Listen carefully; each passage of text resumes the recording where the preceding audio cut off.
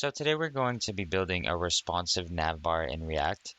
For this tutorial, it's best if you have some experience with React, but even if you don't, you'll still get to see how this works, and it's pretty cool. This right here is what we'll have at the end of the video.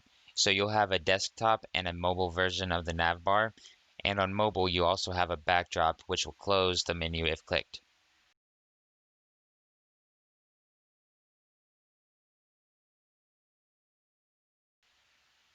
Okay, so I'm going to open up a new terminal in Visual Studio Code, and we're going to run npx create react app with a period at the end. The dot at the end tells React to create the project in our current directory. The project title does have some restrictions, so if you put something it doesn't accept, it will throw an error.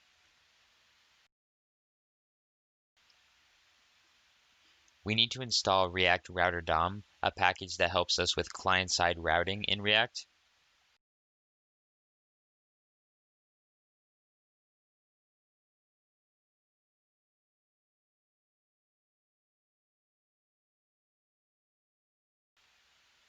Now we're going to link in Font Awesome so we can use their icons. So head over to cdnjs.com and search for Font Awesome.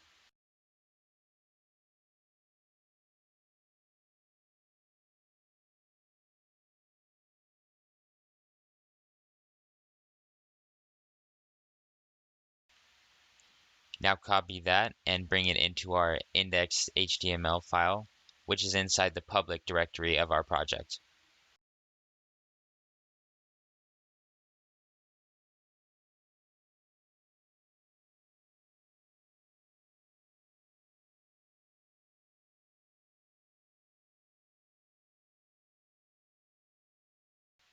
Okay, so now we need to clean up our project files a little. Inside of app.js, remove everything inside and including the first div. Now we'll replace that with a React fragment for now.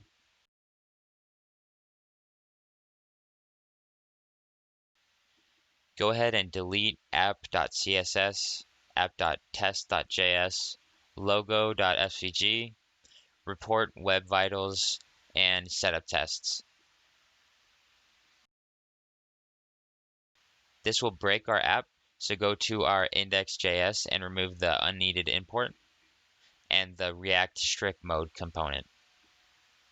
Also remove the report web vitals function call at the bottom. Next, go into our index.css file and remove everything except the margin on the body. Make sure everything is saved.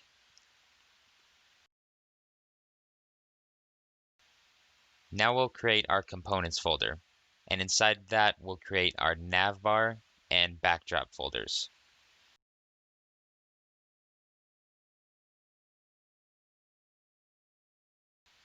Inside of navbar, create an index.js file. Inside of our navbar index, we'll create a React functional component with the help of some React code snippets. Now create a navbar.module.css file in the same folder and import that into our navbar index.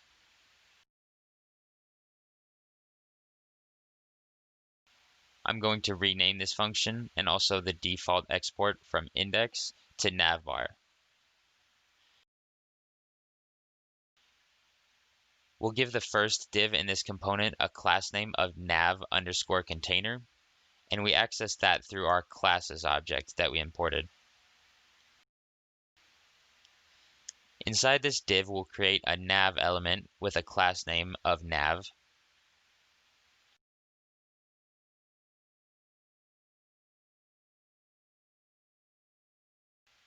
Inside the nav, we'll put an unordered list with a class name of desktop_container.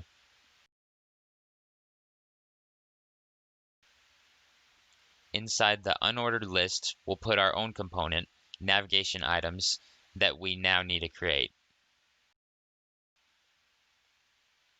Inside the same folder, create a navigation items.js file, and I will create another React functional component inside this. Import classes again from our navbar.module CSS.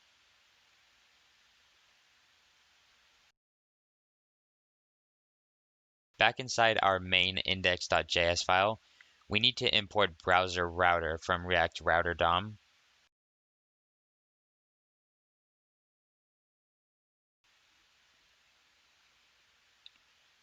We have to wrap our main app component inside of browser router so we can use their links and client-side navigation.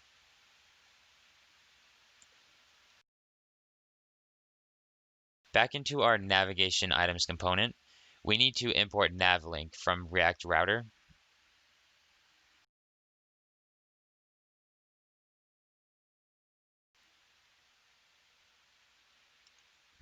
Now let's create an array called nav items. We'll add in objects that will contain the information for our links.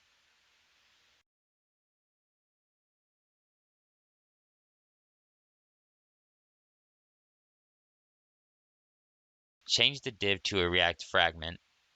Inside of here, we will map through our nav items array.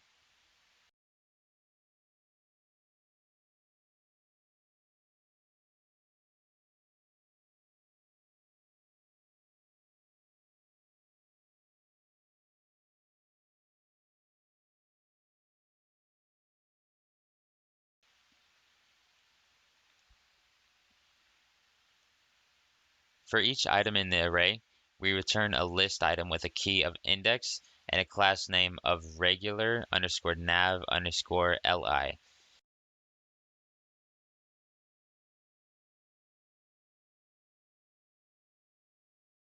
Inside the list item, we put a navlink component. Before we continue with our navigation items component, I realized an error on my part. Inside of our navbar index.js, the unordered list class name isn't accessing classes, which it needs to be. Okay, so back to our navigation items component. Inside the navlink, we want to put the name of the current item.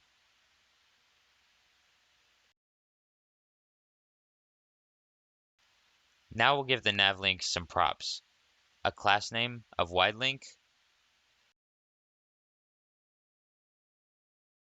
We pass in exact, just like that because it's a Boolean. Setting it without a value means its value will be true by default. We give it a to prop, which will point to the to of the current item. Kind of confusing, but it's the to in the array we just created. We'll give it an onClick prop and set that equal to clicked.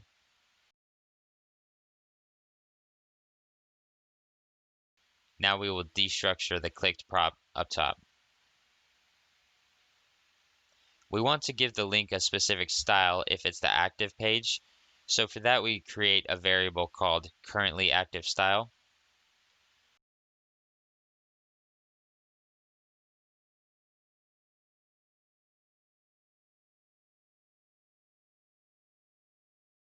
Now pass in a prop to navlink called active style and set that to our currently active style variable.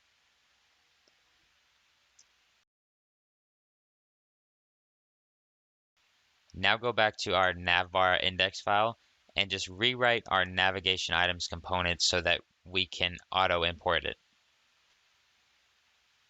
Let's check out how it looks in the browser at this point. In the terminal, start the project with npm run start. I actually just realized I didn't even import our navbar component into the main app. So go to app.js and import our navbar from our components.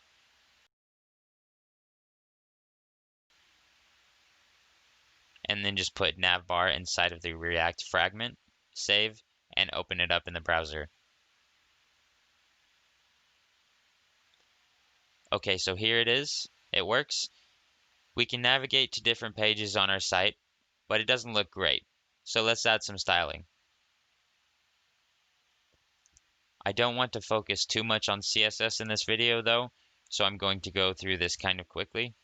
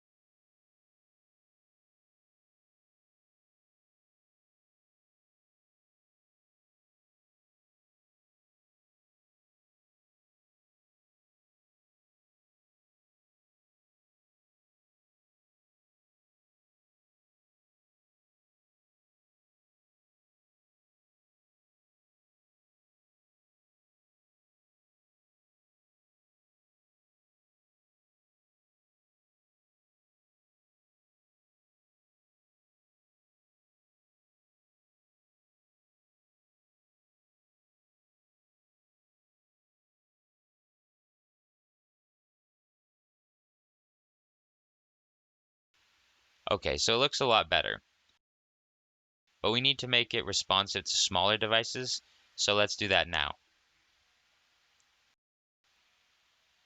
Inside of our navbar index, we're going to add a hamburger menu component under the unordered list. We'll need to create that component now. So inside of Hamburger Menu, create a functional component, and then go back to Navbar and rewrite Hamburger Menu to auto-import it. Okay, so inside of Hamburger Menu, we're going to bring in props. We won't destructure this time. Let's give the div a class name of hamburger_container.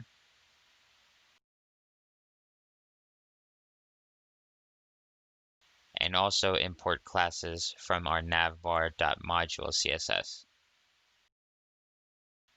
Let's give the div an onClick property and set that to props clicked.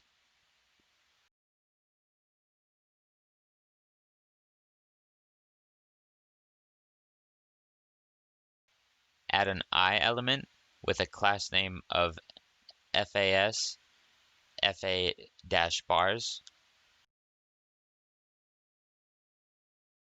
and give it some inline styling. So a color of white,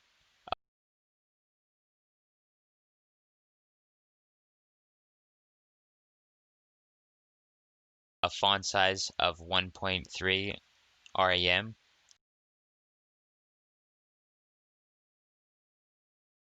and a margin of auto.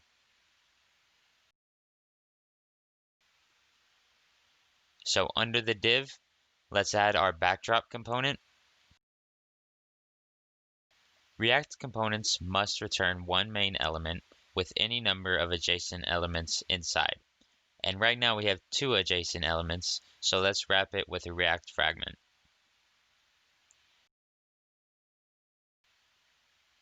Now let's create an index file inside of our already created backdrop folder. Also create a backdrop.module.css file. Inside the index file, create a React functional component and rename index to backdrop. Import classes from backdrop.module.css.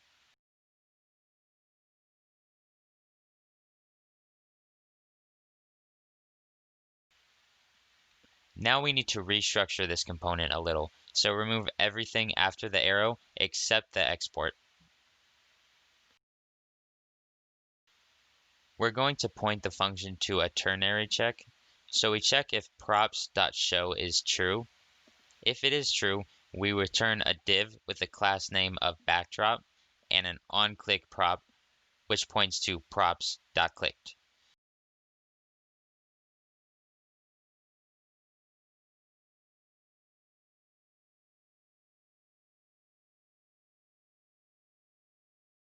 If it is false, we return null, or nothing. Now add some styling to make the backdrop take up the whole page.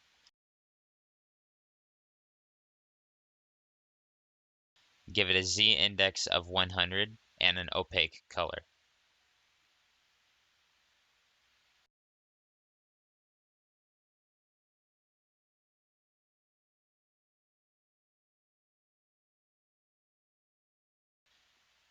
Now back to our hamburger menu. Import the now created backdrop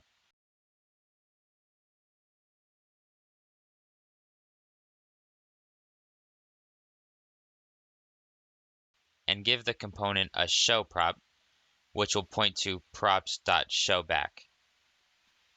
Show is a prop the backdrop receives where it is called. Showback is a prop hamburger menu receives where it is called. We also give it a clicked prop, which points to props.close.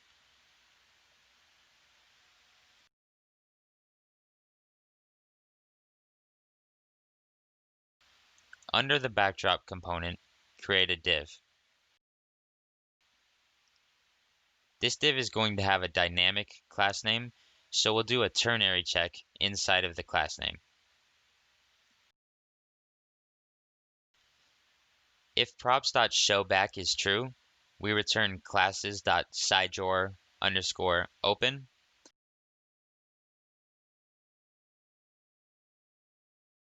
If it's false, we return classes.sidedrawer_close.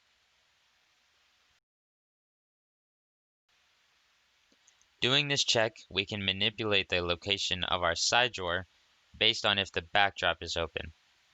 If the backdrop is open, in this case, the navbar side drawer also needs to be open, so it works out. Inside of this div, we want to add an unordered list with a class name of drawerListContainer.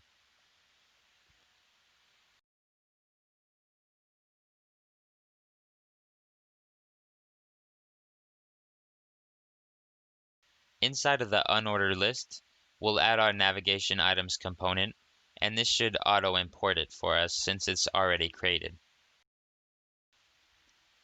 Also pass a clicked prop to our navigation items, which will point to props.clicked. Again, we're passing a reference from our parents' props to our child component. Now inside of our navbar index, we're going to pass 3 props to our hamburger menu. Show back, which points to show side drawer, clicked, which points to drawer toggle handler, and close, which points to drawer close handler. Show side drawer is a piece of state, so we need to import useState from React.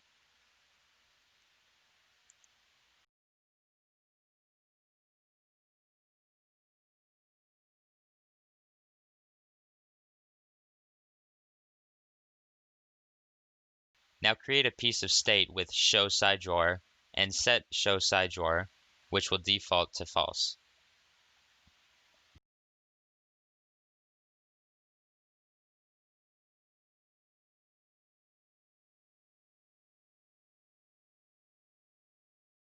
Create an arrow function called drawer toggle handler, and inside of the function body, call set show side drawer with a value of the opposite of show side drawer.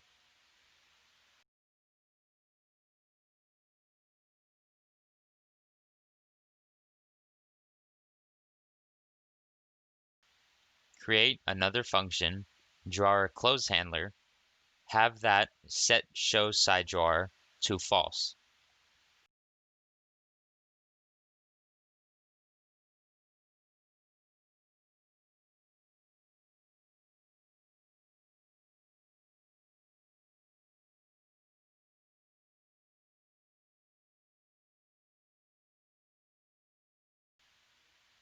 I'm going to add some styling to our mobile components that we just created.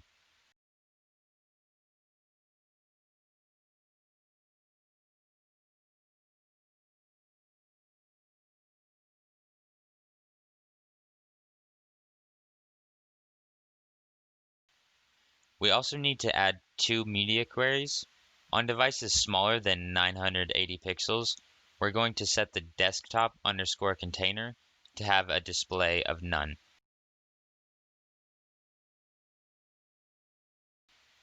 On devices larger than 980.5 pixels, we're going to set hamburger underscore container to have a display of none.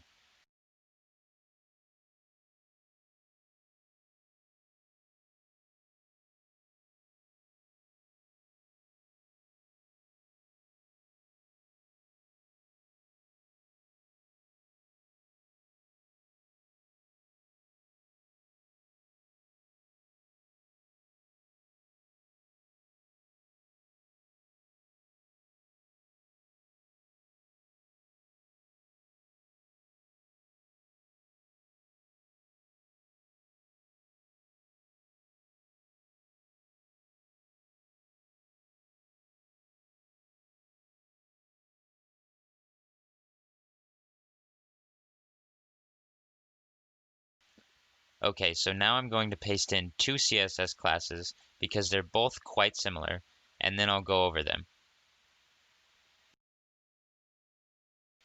Before I do that though, I messed up on this class name. It's supposed to be desktop underscore container. Okay, so the two classes I pasted in are side drawer underscore open and side drawer underscore close. There's some basic styling that is the same on both classes to make the side drawer look good. The only difference is the animation applied to the class down towards the bottom. Side drawer underscore open has a transform property translating it on the x-axis with a value of 0 or none at all, which means it is present on the screen.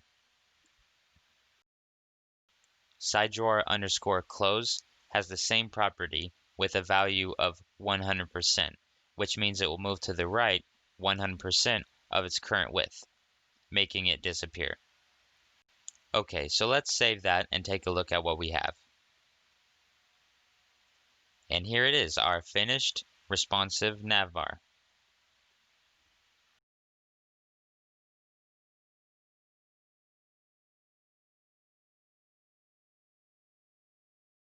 I'll go over it one more time to kind of explain as a whole what is happening right here.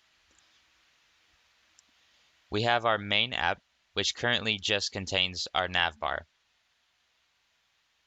Inside our index.js, we have our app, which is being wrapped by the browser router provided by React Router DOM.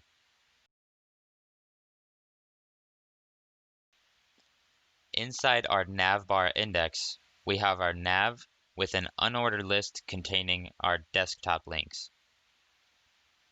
We also have our hamburger menu, which is making use of our backdrop.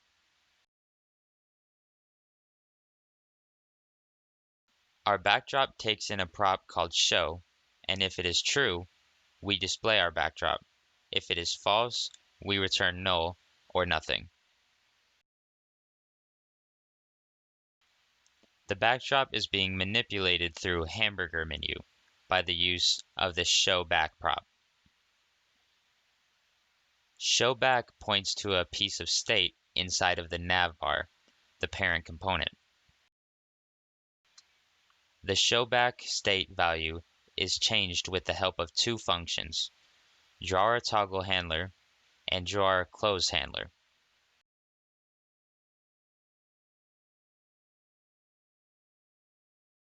Inside of the hamburger menu, we see showback being passed to our backdrop, determining if the backdrop is present or not.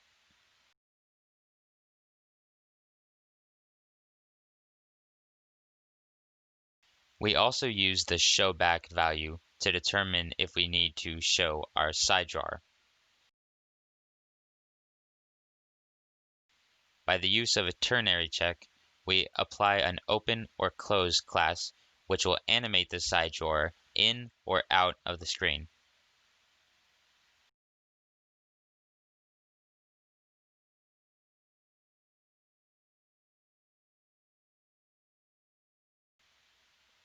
Here, our navigation items are also receiving a clicked prop, which is closing the nav bar and backdrop if a link is clicked in mobile view. Alright, so that is the end of this tutorial. I hope you learned something or at least enjoyed watching. Let me know what you think and how I could make a better video next time. Thanks for watching.